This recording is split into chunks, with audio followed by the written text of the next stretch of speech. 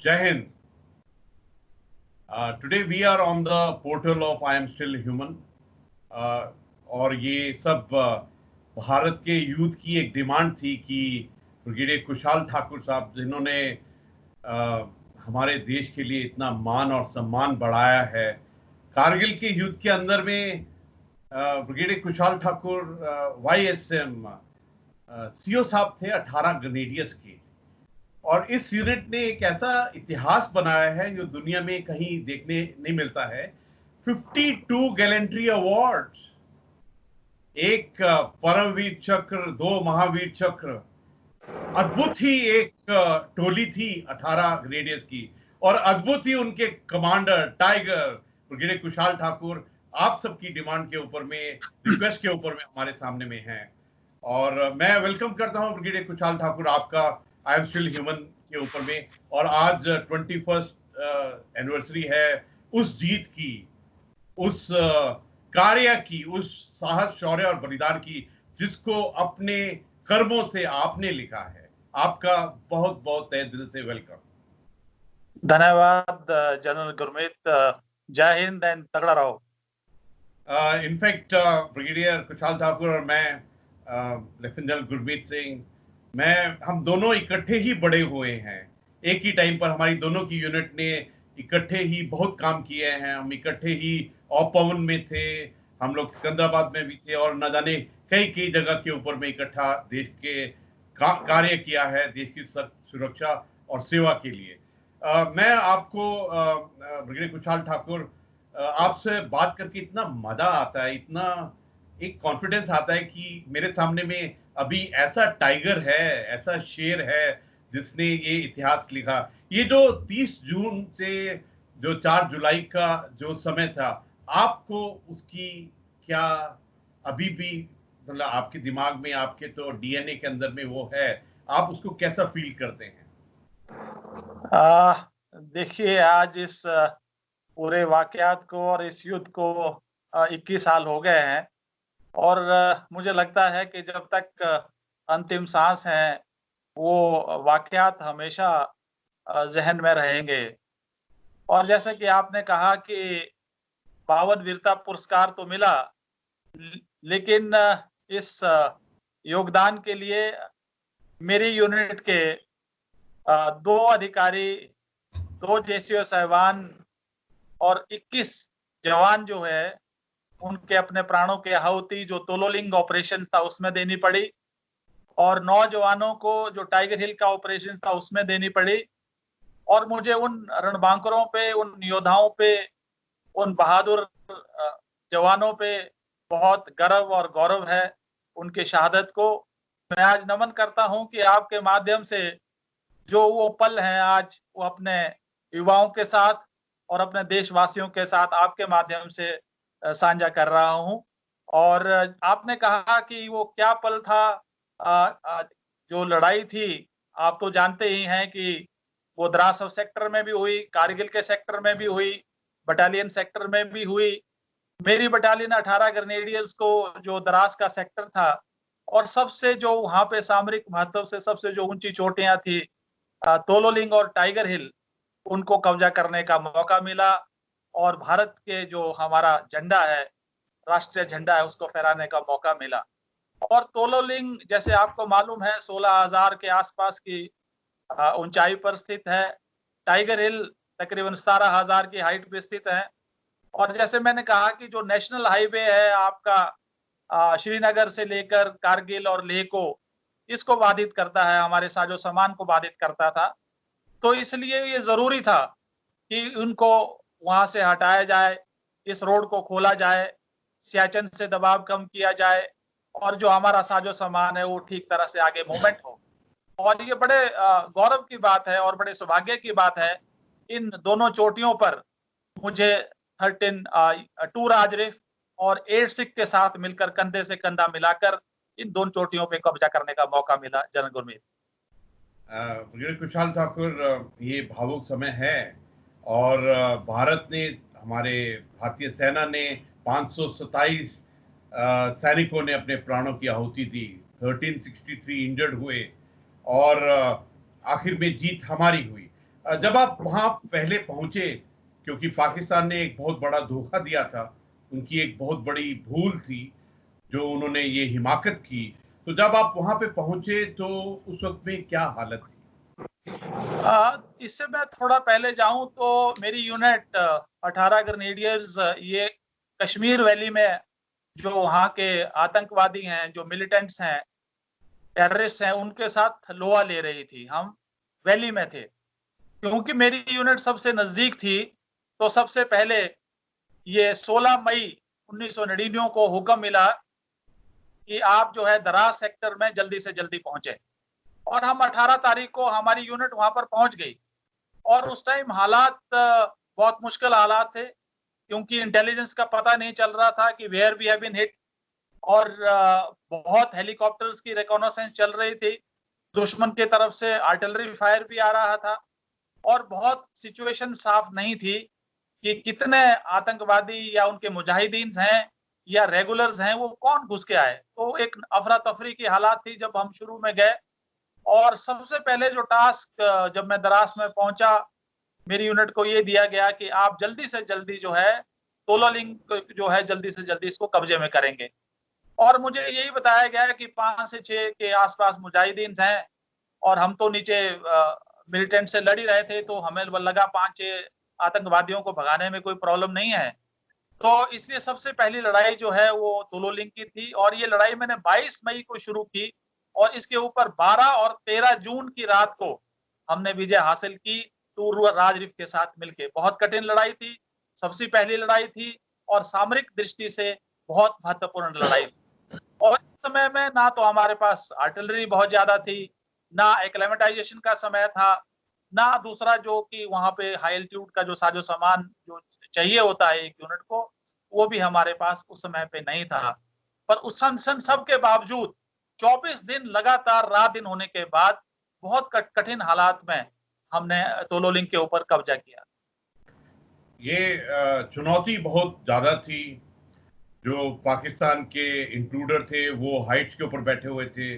मैं चाहूंगा कि आप हमारे दर्शकों को ये थोड़ा बताइए कि टेरेन कैसा था, मौसम कैसा था, उस वक्त चुनौती कैसी थी जब आप पहुंचे, क्योंकि आपके सामने में चुनौती थी, आपके सामने में एक डायरेक्शन था, आपके सामने में एक निश्चय था। इन पूरी चीजों का अगर आप हमारे यूथ को बताएं कि क्या चैलेंज था उस क्षण के ऊपर में। जैसे आपने बताया कि आप 3 मई को पाकिस्तान ने हमको पता लगा, 16 मई बिल्कुल। को आपने मूव किया, जून में आप पहुंचे, और जो पहला ही आपने करिश्मा दिखाया वो जून के 12-13 जो आपने इलाका बताया है। इस वक्त में ये जो दर्शकों की ये चाहत है कि आप उनको बताएं कि चुनौती क्या थी और निश्चय क्या था उस वक्त में आपके दिमाग में। देखिए, ऐसी हालात में जैसे कि आप जानते हैं कि ये सुपर हाई एल्टीट्यूड का इलाका था, और इसमें 3 चुनौतियां बहुत बड़ी होती हैं। एक तो वहां की जो जमीनी हालात है, टेरेन की, पहाड़ी इलाका है। आपने देखा लेह लद्दाख के पहाड़, कोई वहां पे वेजिटेशन नहीं है, कोई वहां पे तिनका नहीं है, ग्रास का भी, और जिससे कि आदमी कहीं छुप भी नहीं सकता। और जो पहाड़ हैं वो रॉकी हैं बिल्कुल, और जैगर्ड हैं, और तो टेरेन जो है बहुत मुश्किल है, और ऑक्सीजन की बहुत कमी है वहां पर। और इमेजिन करिए कि आप खाली हाथ चलना मुश्किल है, जबकि आपके पीठ पर 25 किलो का वजन हो, और आपकी राइफल हो, और आपके पास अम्युनिशन हो, और दुश्मन हाइट पे है, वो आपके ऊपर फायर कर रहा है, स्नाइपर फायर कर रहा है, आर्टिलरी फायर कर रहा है, आपकी कैजुअलिटीज हो रही हैं। तो सबसे बड़ी मुश्किल जो थी एक अटैकर के तौर पे, वो आपकी टेरेन की थी, बहुत मुश्किल थी। और वो ऊपर बैठा हुआ है, टॉप के ऊपर बैठा है। और जो दूसरी मुश्किल थी एक वेदर की, क्योंकि जो मौसम था वहां पे, वहां पहाड़ी इलाकों में मौसम जो है वो बदलता रहता है, घंटों घंटों में बदलता है। थोड़ी देर में बारिश हो रही है, थोड़ी देर में धूप है, और थोड़ी देर में बर्फ भी है। और उस टाइम बर्फ भी उन चोटियों पर थी उस टाइम पे। और सबसे बड़ी जो चुनौती थी वो दुश्मन की होती है, जो कि ऊपर बैठा है एज ए डिफेंडर, और उसके पास ऑटोमेटिक हथियार भी थे, और उसको आए हुए भी कुछ टाइम था, उसकी आर्टिलरी भी थी, और वो आपके ऊपर शॉर्ट पॉट बिल्कुल ले रहा था, जिससे स्नाइपर बहुत इफेक्टिव था।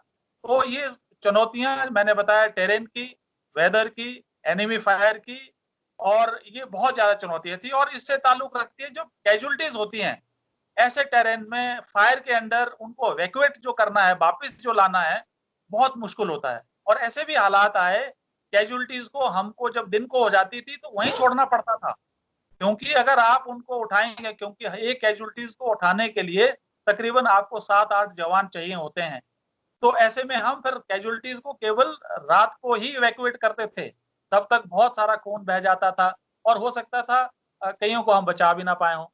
तो इसलिए ये चुनौतियां, बहुत मुश्किल चुनौतियों के हालात में ये ऑपरेशन चले। ब्रिगेडियर खुशहाल, देखिए, आपने बहुत खूबी से बताया कि चुनौतियां बहुत थी, टेरेन की, वेदर की, उसमें चलने की, उसकी जो कैजुअलिटी, क्योंकि जो पाकिस्तान के इंट्रूडर थे वो डोमिनेट कर रहे थे हाइट से। जो आपका पहला कांटेक्ट हुआ, जो पहला आपने जीत का एहसास किया, उसके बारे में थोड़ा विस्तार से बताइए। देखिए, जो तोलोलिंग की लड़ाई थी, मैं बहुत शॉर्ट में बताऊंगा कि 24 दिन लगे। उसकी वजह ये थी कि जहां हमें बताया गया कि वहां पर 5 और 6 जो है मुजाहिदीन हैं और बाद में वहां पे एनएलआई की एक पूरी कंपनी थी और उन्होंने stinger missile, automatic RPGs, grenade launchers, ये सारे इकट्ठे किए हुए थे। और जो एक मेरे जो कंपनी कमांडर थे, यहाँ पे मैंने 2 अधिकारियों को खोया। जो कंपनी कमांडर थे मेजर राजेश अधिकारी, जो 2 मैकेनाइज से मेरे साथ आए और उनकी अटैचमेंट जो थी वो खत्म होने वाली थी, अभी जून में उन्होंने वापस चले जाना था। ये भाग्य की विडंबना है कि ये लड़ाई शुरू होगी और उनको रुकना पड़ा। हाँ, मैंने अटैक हेलीकॉप्टर इस लड़ाई में इस्तेमाल किए। मेजर राजेश अधिकारी को द्रास में नीचे भेजा और इन अटैक हेलीकॉप्टर पे एमएमजीज माउंट कराई और 28 मई को दुश्मन ने स्टिंगर फायर से वहां का जो मी-17 जो अटैक हेलीकॉप्टर था उसको गिरा दिया और चारों जो क्रू थे, एयर क्रू थे, वो मारे गए। और हमारी लगातार इसमें कैजुअलिटीज हो रही थी। आखिर में जब हमको लास्ट का जो बंकर बचा हुआ था, जो लास्ट जो टॉप बचा हुआ था, तब मैंने देखा कि अब इतने दिन हो गए, इतनी कैजुअलिटीज होगी, आखिर में हम खुद जो है सीईओ और हमारी टीम हम हमला करेंगे। और यहाँ मैं एक बात कहना चाहता हूं कि जो कर्नल आर विश्वनाथन थे, जो मेरे 2IC थे, जब उन्होंने ये देखा तो उन्होंने बोला कि सर, आप अगर सीईओ इसमें अटैक में जा रहे हैं तो मैं पीछे कैसे रह सकता हूं, मैं भी आपके साथ अटैक में जाऊंगा। कहने का मतलब ये है कि लड़ाई में कई बार ऐसे भी हालात आते हैं कि सेकंड इन कमांड को या सीईओ को भी हमले में जाना पड़ता है, जो कि इस केस में हुआ, क्योंकि आपके ऊपर ऊपर से भी बहुत दबाव होता है, नीचे से भी दबाव होता है और कई बार सफलता जिस तरह से आप चाहते हैं उस तरह से नहीं मिल पाती है और जीवन में भी ऐसा कई बार होता है। तो कर्नल विश्वनाथन जब हमले में थे और जब उनके ऊपर फायर आया और उस हमले में मेरे जो थे, जो ऑपरेटर था, मेरे आगे एक जेसीओ था सूबेदार रणधीर, मेरा ऑपरेटर था राम कुमार, उनको गोली लग गई और वो शहीद हो गए और हम क्रॉल कर रहे थे। और जब देखा कि 2IC साहब को भी गोली लगी, तो फिर मैंने कहा जो आरपी हवलदार थे दूसरे, इनको पीछे लाइए। और जब हम पीछे लाए, हालात ये थी हम उनको फर्स्ट एड भी नहीं दे पाए। हम एक पत्थर के नीचे उनको ले गए, वहां पे मैंने उनको गोद में रखा, उनके माथे को सहलाता रहा कि कर्नल विश्वनाथ, कोई बात नहीं, आप ठीक हो जाओगे, ठीक हो जाओगे। और हम लाइट नहीं जला सकते थे, एनिमी का फायर ऊपर से चल रहा है और ऐसे ऐसे, ऐसे धीरे धीरे धीरे धीरे उन्होंने जो है सांस तोड़ दिया। लेकिन लड़ने से पहले जो आखिरी बंकर था उसके ऊपर उन्होंने कब्जा किया। उस पे उन्होंने जो थी अपनी बहादुरी के साथ, शौर्य के साथ अंतिम सांस तक लड़ते रहे। तो इस तरह के हालात आते हैं। लेकिन जब 12-13 की जून, जो प्रश्न आपने पूछा, मुझे खुशी तो थी लेकिन गम भी था, बहुत गम था कि इस लड़ाई में मेरे 2 बहुत अच्छे अफसर, 2 बहुत अच्छे जेसीओ, 21 जवान को अपने जीवन का जो है उनको बलिदान देना पड़ा इस चोटी के लिए। और सिर्फ मुझे नहीं, टूराज रिफ को भी बहुत बड़ा एक इसमें बलिदान देना पड़ा इस महत्वपूर्ण चोटी के लिए। जनरल गुरमीत, देखिए, एक पलटन परिवार होती है, कमांडिंग ऑफिसर साहब उसके मुखिया होते हैं। मैं समझ सकता हूं आपकी भावना की, आपकी गोद में आप ही का ऑफिसर, आप ये बहुत भावुक बात आपने कही है। उस वक्त में लीडरशिप क्या होती है, उसमें कमांडिंग ऑफिसर की क्या भूमिका होती है। नमन करता हूं आपको, ब्रिगेडियर कुशाल ठाकुर, आप जैसे योद्धा जो भारत के राष्ट्र ने, भारत की सभ्यता, संस्कृति और इतिहास ने बनाए हैं, आपके अंदर में शिवाजी, आपके अंदर में गुरु गोविंद सिंह जी, आपके अंदर में महाराणा प्रताप का वो खून और वो डीएनए है कि वो इतनी चुनौतियों के बावजूद अपने ऊपर में एक धैर्य, कंट्रोल रखते हैं। अपने परिवार के 2 ऑफिसर लूज करने के बाद में अपने ही गोद में उनको, मेरे को मालूम नहीं है मैं कैसे क्या बताऊं, लेकिन ये जो लीडरशिप का उदाहरण है, ये पूरे विश्व के लिए एक ऐसा एग्जाम्पल है कि लीडरशिप किस प्रकार की होनी चाहिए। अभी जो भारत देख रहा है, जैसे अभी हाल ही में कर्नल संतोष बाबू का जो 16 बिहार का इंसिडेंट आया है, दुनिया ने देखा है कि किस प्रकार एक कमांडिंग ऑफिसर लड़ाई में जाते हैं, किस प्रकार आपने उस क्षण के ऊपर में अपने आप को, आपने आप खुद लड़ाई के ले जा रहे हैं जबकि इतनी चुनौतियां हैं। आपको मेरा नमन, मेरा सम्मान, मेरा Jai Hind and the highest gratitude to you from behalf of the entire nation and and every youth who is listening to you. ये जो आपने इतनी हम्बलनेस से, सिंप्लिसिटी से, इतना इनोसेंस से बताते हैं, इसके पीछे में जो एक चट्टान जैसा एक ऑफिसर है, आपको देखकर तो इतना गर्व होता है कि मेरे भारत में ऐसे वाले सैनिक हैं। मैं आपसे जानना चाहता हूं कि ये जो टाइगर हिल, जो पूरे देश, जो नाम ही टाइगर हिल था, जो 18 ग्रेनेडियर का टाइगर था, उसने किस प्रकार से उसको फतेह की, ये मैं 18 ग्रेनेडियर का टाइगर कमांडिंग ऑफिसर के एक्सप्लेन, आपने किस प्रकार टाइगर हिल को देखा और कैसे फतेह की, ये हम सब सुनने वालों को प्लीज बताइए। जनरल गुरमीत, आपने शुरू में कहा कि कारगिल के युद्ध में हमारे 527 रणबांकुरों ने अपने जीवन का बलिदान दिया, आहुति दी, और 1300 से भी ज्यादा हमारे योद्धा इसमें घायल हुए हैं। अगर इसमें आप देखोगे जो रेशो है वो यंग ऑफिसर्स, यंग जेसीओज और यंग एनसीओज का है, और इसमें सबसे ज्यादा जो आगे रहे, जो जूनियर लीडरशिप जिसकी आप बात कर रहे थे, लीडरशिप, ये इसमें मैं थोड़ा समय चाहूंगा क्योंकि ये बहुत जरूरी है, मिलिट्री लीडरशिप और खास करके जूनियर लीडरशिप। क्योंकि जैसे आप भी इन्फेंट्री से हैं, मैं भी इन्फेंट्री से हैं, जब हमें ट्रेनिंग दी जाती है, चाहे यूनिट में दी जाए, रेजिमेंटल में, सेंटर में दी जाए, हमें 3 बातें बहुत बार बार दोहराई जाती है: नाम, नमक, निशान। नाम आपके अपने गांव का, आपके देश का, आपके रेजिमेंटल फ्लैग का, आपके राष्ट्रीय झंडे का। नमक जिसका आप नमक खाते हैं। निशान मैंने कहा आपका तिरंगा या रेजिमेंटल फ्लैग। ये बिल्कुल खून में आप जो है इतना इनग्रेन करते हैं, और हमेशा ये एक सैनिक ये हमेशा सोचता है कि कब उसको लड़ाई का मौका मिले। मैं ये नहीं मानूंगा कि सैनिक बहुत बहादुर है या मैं बहुत बहादुर है, हम भी एक आम ऑर्डिनरी सिटीजन है, ऐसा नहीं है, डर हमें भी लगता है। लेकिन जो हमारी रेजिमेंटल स्पिरिट है, जो हमारी टीम स्पिरिट है, और जो हमारी ट्रेनिंग है, और जो हमारी एग्जाम्पलरी लीडरशिप है, जो हमारे जूनियर लीडर्स की और सीनियर लीडर्स की, जैसे मैंने बताया कि यंग ऑफिसर्स, यंग जेसीओज, यंग जवान जो है, इसमें बहुत हमारे शहीद हुए हैं, जिनकी वजह से हमें ये आजादी मिली है, और आगे आने वाले समय में भी ये होगा।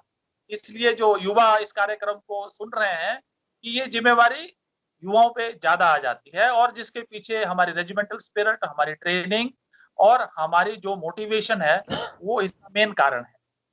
और जहां तक आपने बात की टाइगर हिल की, आप देखिए एक यूनिट, ये भी मैं लीडरशिप की बात करूंगा या मोटिवेशन की बात कर रहूंगा या एक एग्जाम्पल की बात करूंगा।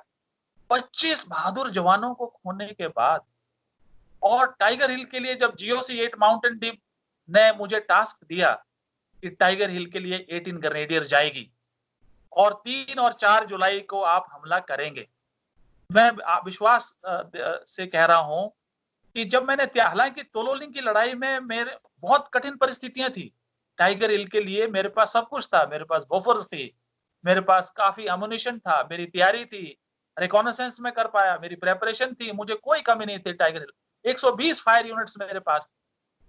तोलोलिंग की लड़ाई जो 24 दिन चली, उसके पास मेरे पास बहुत कम था, बहुत नहीं था।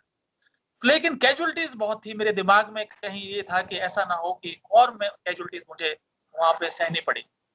और मुझे लगता था शायद कहीं मुराल तो नहीं मेरे जवानों का नीचे डगमगा गया हो। आप विश्वास नहीं करेंगे, 3 की रात को जब मैं उनको हमले में भेज रहा था, मैं हर एक जवान के गले मिला जाने से पहले, हर एक जवान के। और मैं वर्णन नहीं कर सकता उस क्षण को, उस खुशी को और उस गौरव को, जब उनकी आंखों से मुझे इशारा मिलता है कि हम टाइगर हिल जो है आपको सवेरे तक फतह करके देंगे आपको। और टाइगर हिल दूसरी तरफ पाकिस्तान की तरफ देखिए, पाकिस्तान ने खुलेआम ये कहा था कि टाइगर हिल की जो लड़ाई है वो सबसे महत्वपूर्ण लड़ाई होगी। It will be a battle of mothers of all battles, किसी हालत में वहां नहीं जाने देंगे। लेकिन जिस तरह से प्लानिंग की गई इसके ऊपर, क्योंकि 8 सिख भी हमारे साथ थी, उन्होंने भी बहुत कोशिश की और उन्होंने फर्म बेस दिया। लेकिन जो सबसे मेन महत्वपूर्ण था हमारे इसमें सरप्राइज करने का, हमने इसके पीछे जो सरप्राइज एलिमेंट था, जो पीछे से जो हमने रिकॉग्निसेंस की बहुत डिटेल में करके, पीछे से जो घातक थे जिसमें लेफ्टिनेंट बलवान, और मुझे ये खुशी है बताते हुए कि जो हवलदार योगेंद्र यादव जो उस टाइम अभी 2 साल की सर्विस का लड़का था, कर्नल योगेंद्र यादव जो घातक प्लाटून में थे, इनकी जो टुकड़ी थी वो पीछे से जो टाइगर हिल टॉप है उसको कब्जा करने में काबिल हुई थी। हालांकि इन्हें 18 गोलियां लगी उस लड़ाई में। इस लड़ाई में मुझे 9 जो वीर योद्धा है वो खोने पड़े। इसमें गुत्थम गुत्था की लड़ाई हुई, आर्टिलरी ने बहुत काम किया, दुश्मन इतनी मुश्किल चढ़ाई थी, दुश्मन ऊपर से पत्थर फेंकता था और कैजुअलिटीज करता था। और इसके ऊपर 3 काउंटर अटैक आए और उन तीनों काउंटर अटैक को बड़ी बेखूबी के साथ आर्टिलरी की मदद के साथ उनको वापस किया। इस तरह ये लड़ाई 3 दिन चली, 4 जुलाई से लेकर 7 जुलाई तक, क्योंकि टाइगर हिल एक बहुत बड़ा फीचर है, बहुत बड़ा फीचर है, तकरीबन किलोमीटर इसकी जो है लंबाई चौड़ाई के बराबर है।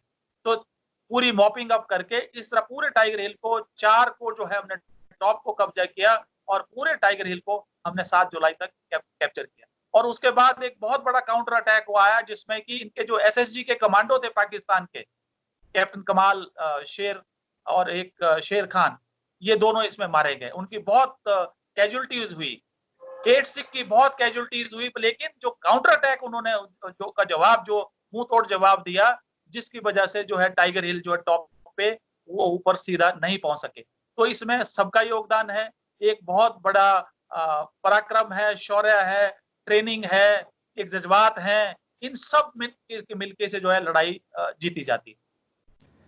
आपने आपने बाखूबी उस क्षण का एक्सप्लेनेशन किया कि कितनी चुनौती थी और किस प्रकार आपने वो जीत हासिल की। देखिए, ये जो जुलाई 4, 1999 जो सुबह 6 बजे की बात है, जैसे सूरज उगा होगा तो उसने देखा कि पूरी जो लड़ाई है, पूरा है, सब एकदम करवट बदल लिया है। देखिए, ये हम सब ने सुना है कि 4 जुलाई को क्या हुआ। आपकी जो मेहनत थी 3 और 4 जुलाई की रात को, उसने क्या गुल खिलाए और क्या उसने पूरे राष्ट्र को दिया। उसी वक्त में जो भारत के प्रधानमंत्री जी अमृतसर में विजिट कर रहे थे, उनको चीफ ऑफ आर्मी स्टाफ ने बताया कि टाइगर हिल फतेह हो गया है। उसी वक्त में नवाज शरीफ अमेरिका में बैठे बिल क्लिंटन प्रेसिडेंट के साथ में बात कर रहे थे, तो बिल क्लिंटन को बताया कि वहां पर तो काया पलट गया है, वहां पर तो भारत की सेना ने टाइगर हिल को कब्जा कर लिया है। देखिए, ये जो 4 जुलाई 1999 का जो सूर्य था, उसने किस प्रकार से अपने किरण से एक नए अध्याय को शुरू किया। और आप कैसे फील करते हैं कि आप टाइगर हिल पर रात को थे, जुलाई 3-4 को, प्रधानमंत्री जी अमृतसर में थे, नवाज शरीफ अमेरिका में थे और पूरा विश्व भारत पाकिस्तान का युद्ध ने बिल्कुल नई करवट ले ली। आपका क्या सोच विचार है इसके बारे में? जनरल गुरमीत, 4 जुलाई को आपने ठीक कहा, पाकिस्तान ने कभी नहीं सोचा था कि टाइगर हिल इतनी जल्दी गिर जाएगा।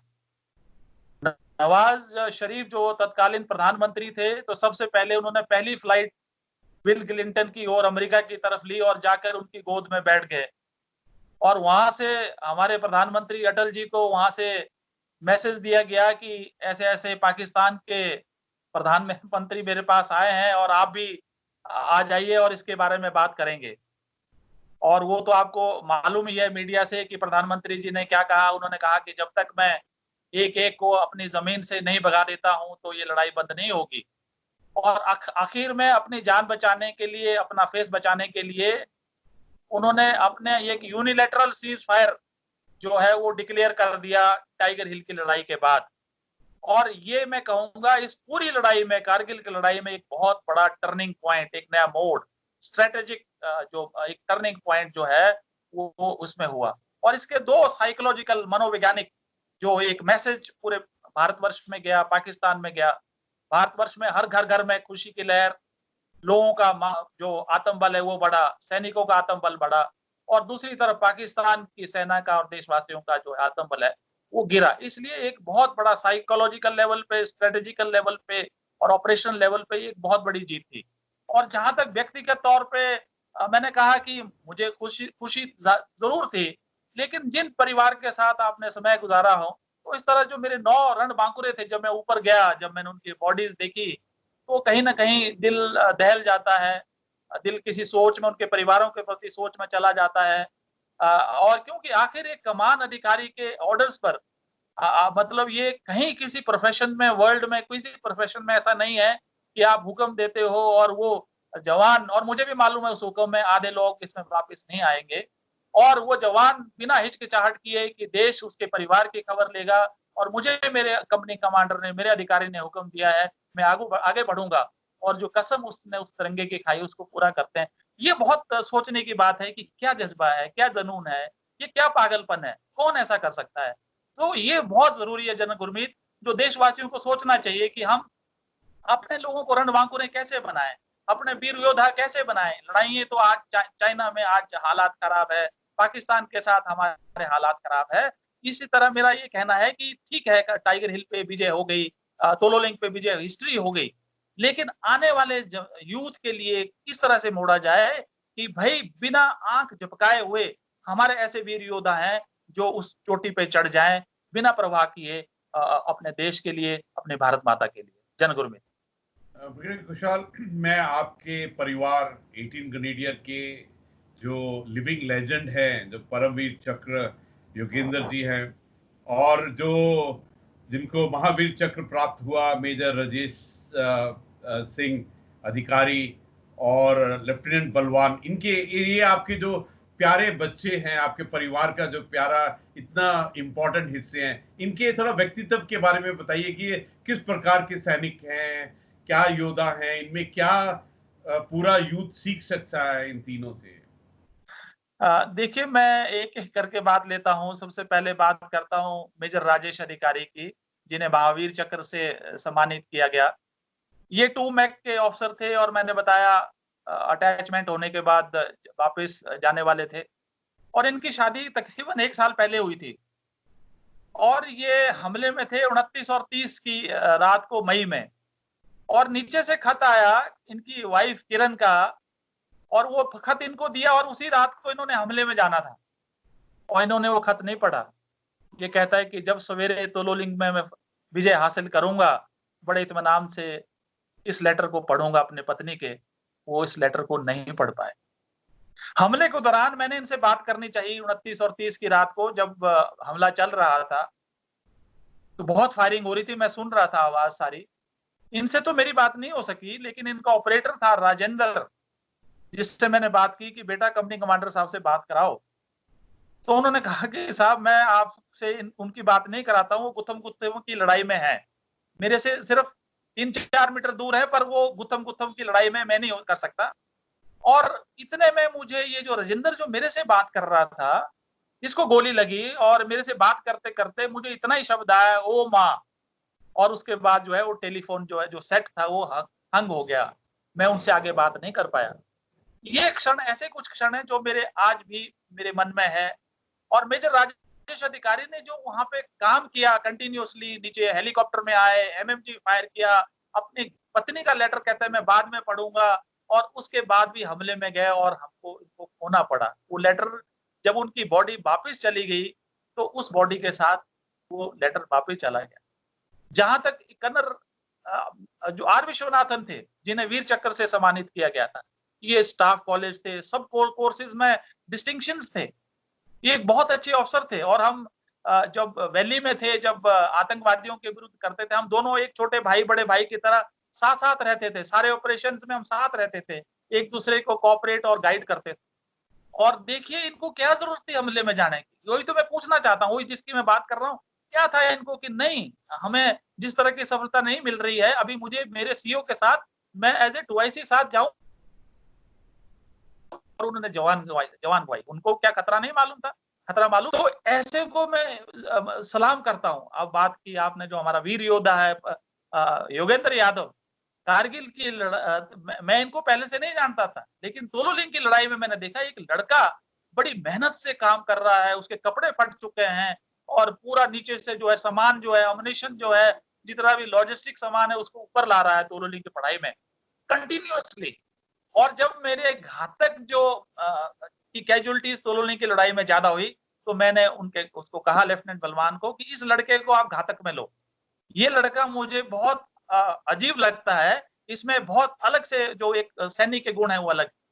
और इसी की जो टुकड़ी थी, ये लड़का जो है आप देखिए आज पूरे देश के लिए, आज 18 ग्रेनेडियर्स के लिए और व्यक्ति तौर पर आज एक सीओ के लिए इतना मान सम्मान हमको इसने प्राप्त किया, योगेंद्र यादव ने। इतना ही नहीं, जब ये घायल हो गया, इसके ऊपर बिल्कुल वो जो हमला हुआ इसके बाद भी, उसके बाद भी ये नीचे आकर इसने मुझे खबर दी कि सर इस तरह की ऊपर खबर है।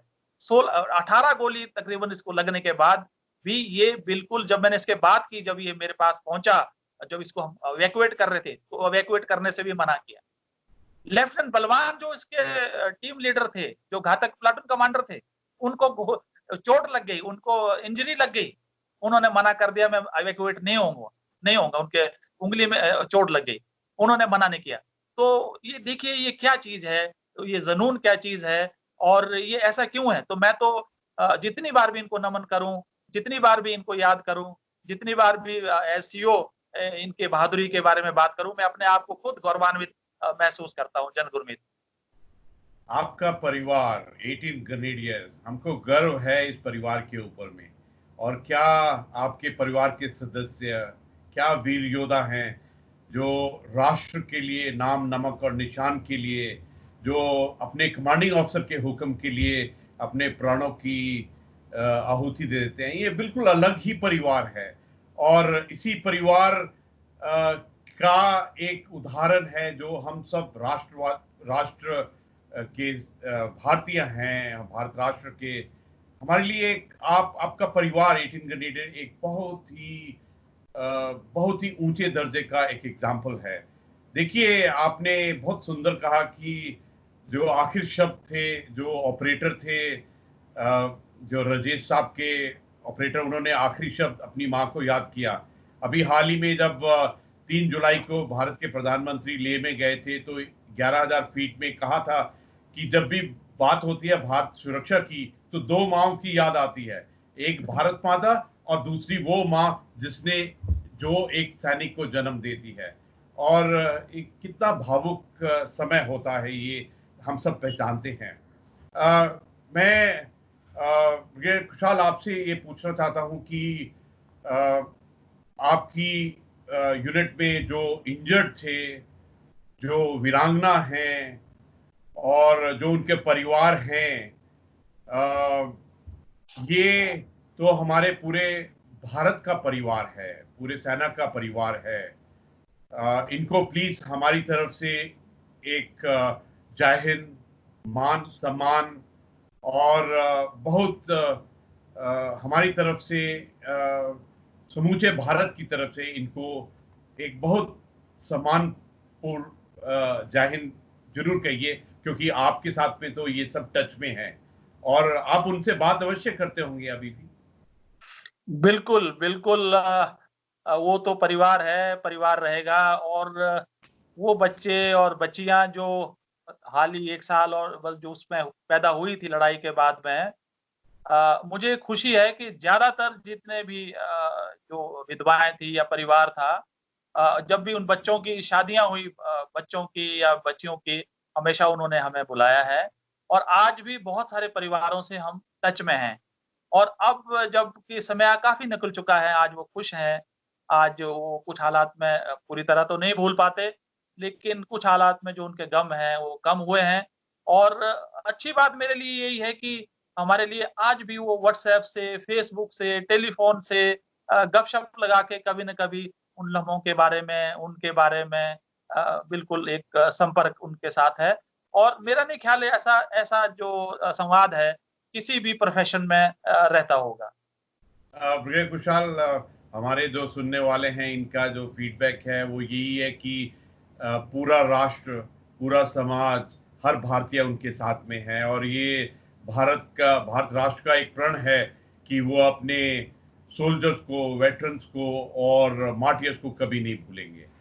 मैं दिल करता है आपके साथ बात करता रहूं, क्योंकि बात करते हुए बहुत गर्व होता है कि हमारी भारतीय सेना, हमारे सैनिक इस प्रकार के हैं और हमारे ऑफिसर आप जैसे पूरे भारत के लिए, पूरे विश्व के लिए एक एग्जाम्पल हैं। मैं अभी आखिरी दर पर हूं इस इंटरव्यू का और मैं चाहूंगा कि आपके साथ में कुछ एक स्नैप क्वेश्चन करूं और आपका जी। मैसेज लूं कि आपका मैसेज क्या है, क्योंकि आपके आपसे पूरा विश्व को, पूरे राष्ट्र को, पूरे समाज को सीखना है। और मैं आपको प्रश्न पूछूंगा तो आप संक्षेप रूप में, बेस्ट है कि शिव जी का जो त्रिशूल होता है, 3 बात, तो आप 3 बात उस विषय के ऊपर में जरूर बताना। आपका भारत के यूथ को क्या संदेश है? युवाएँ जो हैं वो देश की रीढ़ है और जैसे मैंने कहा कि हमको वीर योद्धाएँ चाहिए, हमें वीर सैनिक चाहिए और मैं ये उनसे कहना चाहूँगा कि फ़ौज एक बहुत अच्छा मौका है, जहाँ आप देश सेवा कर सकते हो, देश की सुरक्षा कर सकते हो। तो ज़रूर सबसे पहली जो प्रायोरिटी है आपकी देश सेवा होनी चाहिए और क्योंकि मैं देखता हूँ कि वो उतना उत्साह आज के युवाओं में नहीं है, लेकिन मेरी गुज़ारिश रहेगी कि देश के लिए आप ज़रूर सेना में आएँ। भारत की वोमन के लिए, नारियों के लिए आपका क्या संदेश है? मैं खुशी है कि आज आप देखिए कि सेना के हर पहलू में आज हमारी नारियां हैं, वुमेन एंट्रीज हैं और बहुत अच्छा कार्य कर रही हैं, आपने देखा। और मैं मुझे लगता है कुछ सालों के बाद हो सकता है कॉम्बैट आर्मी में भी हमको अपनी जो बच्चियां हैं और जो हमारी नारियां हैं उनको देखने का मौका मिले। और मैं उनसे भी यही आग्रह करता हूं कि आप भी सेना में ज़रूर आएँ और इसमें बहुत अच्छा हर एक्टिविटी जो है वो सेना में आज है और देश सेवा के लिए आपके लिए ये बहुत महत्वपूर्ण मौका है और जगह है। हमारे देश ने बहुत सबक सीखे। एज ए अधिकारी आपने, एज ए कमांडिंग ऑफिसर, 3 जो बड़े लेसन सीखे हैं भारतीय सेना ने, उसके बारे में बताइए।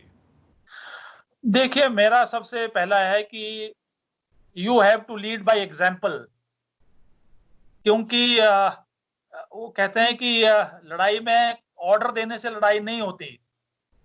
जब तक एग्जाम्पल और कैरेक्टर जो हैं ये जो दो चीजें ये बहुत महत्वपूर्ण है और खास करके जहां आपको जीवन का बलिदान देना है। तो सबसे पहले मैं समझता हूं कि सेल्फ एग्जाम्पल जो है, सेल्फ कैरेक्टर जो है, जो भी लीडरशिप है, चाहे जूनियर लीडरशिप है, सीनियर लीडरशिप है, ये बहुत जरूरी है। दूसरा मैं समझता हूं कि दुश्मन के बारे में लगातार जो है इंटेलिजेंस हमारे पास होनी चाहिए, जो कारगिल के समय में शायद कुछ कमी रह गई है। ये बहुत ज़रूरी है और तीसरी है कि प्रिपरेशन, प्रोफेशनल कॉम्पिटेंस, इसमें कोई समझौता नहीं होना चाहिए। जो प्रोफेशनल कॉम्पिटेंस है वो बहुत आले दर्जे के होने चाहिए and we should look like professional soldiers. आपका, आप एक योद्धा हैं, आपका भारतीय सेना को क्या संदेश है?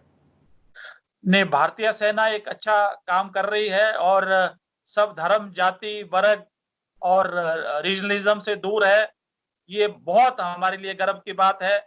हमारा धर्म केवल हमारी राष्ट्रीयता और हमारा राष्ट्रीय तिरंगा और इसको बरकरार रखें और आज तक कभी भी कोई ऐसा समय नहीं आया जब इसमें कोई कमी दिखाई पड़ी और मैं चाहूँगा कि जाति, धर्म, वर्ग और राजनीति से दूर होके जो भी देश के प्रति ज़रूरी है और देश के हमारे संविधान के प्रति जरूरी है, वही कार्य हम करते आए और मुझे पूरा विश्वास है करते रहेंगे।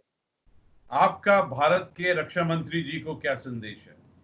रक्षा मंत्री जी से जैसे कि अभी पिछले कल भी वो ले में गए कि हमारी जो फोर्सेस हैं, जो उनको रिक्वायरमेंट है, जो जरूरत है लड़ाई लड़ने के लिए, वो उनको मुहैया किया जाए और उनके जो परिवार हैं, जो पीछे हैं, जिनको सबसे ज्यादा दुख सहना पड़ता है और किसी को ज्यादा दुख नहीं सहना पड़ता है।